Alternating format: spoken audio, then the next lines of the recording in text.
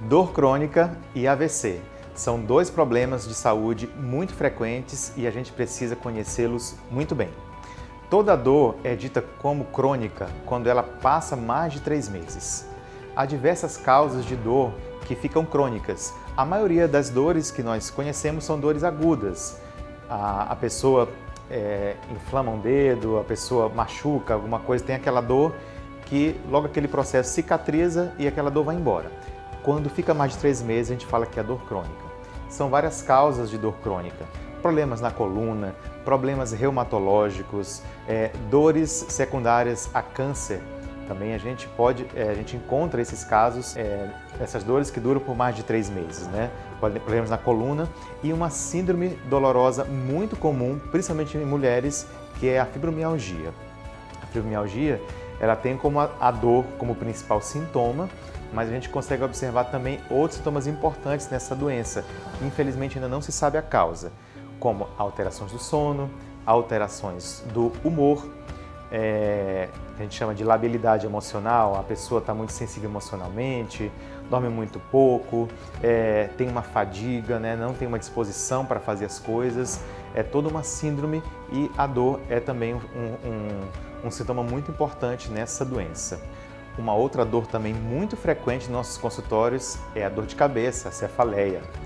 Há vários tipos de dor de cabeça crônica, que a gente chama de cefaleias primárias.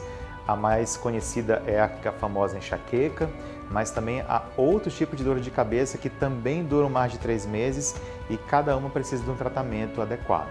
Um outro tema super importante que eu quero falar com vocês é sobre o AVC, o acidente vascular cerebral, também conhecido como AVE, acidente vascular encefálico, popularmente também chamado de derrame. Gente, o AVC é a doença que mais mata no Brasil hoje.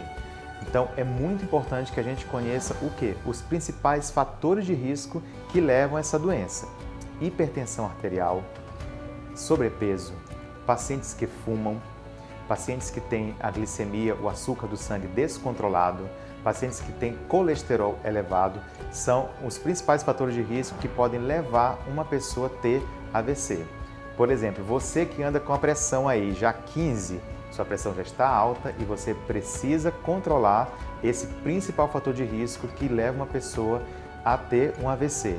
E a gente sabe que uma vez que a pessoa tem um AVC, esse AVC pode ser um AVC pequeno e deixar poucas sequelas ou nenhuma no paciente, mas também o AVC ele pode deixar sequelas irreversíveis e permanentes em áreas que nós conhecemos como áreas funcionais.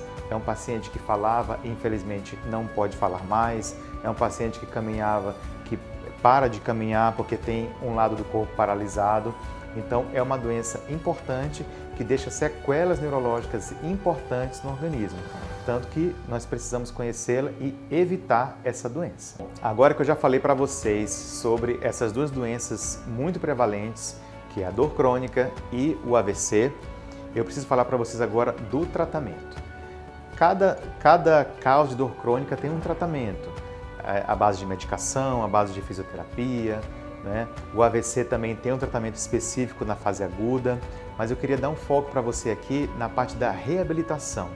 Há um tratamento que a gente conhece como neuromodulação. O que é isso? A neuromodulação, ela modula, ela estimula áreas do cérebro que comandam funções importantes do nosso corpo. Por exemplo, neuromodulação para a dor crônica. Através da estimulação magnética transcraniana, a gente consegue estimular as áreas do cérebro que controlam os processos de dor e aliviam a dor do paciente. Num paciente com fibromialgia, por exemplo, que é uma doença de difícil controle, às vezes o paciente usa mais de 3 medicações, já fez várias atividades de reabilitação, a neuromodulação é um excelente método complementar a esse tratamento. Em relação ao AVC, como que a neuromodulação pode ser útil no AVC? A neuromodulação é útil no AVC depois que o paciente saiu dessa fase aguda, ou seja, na parte da reabilitação. O paciente que tem algum déficit motor, alguma dificuldade para caminhar, a gente com a neuromodulação pode trabalhar na área do cérebro que foi acometida pelo AVC para proporcionar ao paciente uma melhora do seu caminhar, por exemplo. Isso também é válido para os pacientes que ficaram com dificuldade para falar depois do AVC. A gente pode trabalhar, estimular as áreas do cérebro que controlam a fala pela neuromodulação com excelentes respostas. Eu lembro para vocês que a neuromodulação não é um tratamento experimental, é um tratamento aprovado pela Anvisa e a gente já está aplicando aqui em São Luís.